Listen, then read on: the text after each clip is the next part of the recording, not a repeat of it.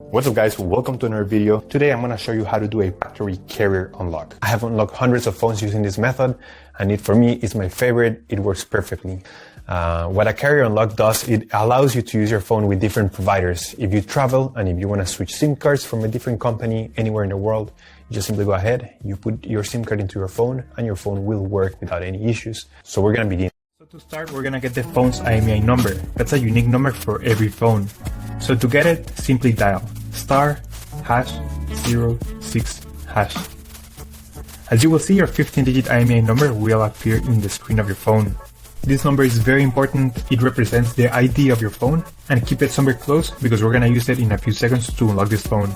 Okay, now we're going to switch to the computer. We're going to use this website to request the unlock code to unlock this phone.